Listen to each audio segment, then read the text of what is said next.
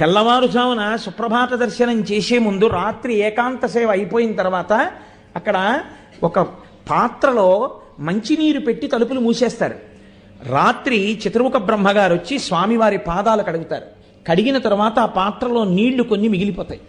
ఆ మిగిలిపోయిన నీళ్లు సుప్రభాత సేవకు వచ్చిన వాళ్ళకి తీర్థంగా ఇస్తారు. అందుకే ఇప్పటికీ వెంకటాచలంలో సుప్రభాతానికి వెళ్ళిన వాళ్ళకే బ్రహ్మతీర్థం అంటారంటే బ్రహ్మగారు పాదాలు కడగగా మిగిలిన నీళ్ళు ఇస్తారు. అంత గొప్ప స్వామి, అంత గొప్ప వైభవం.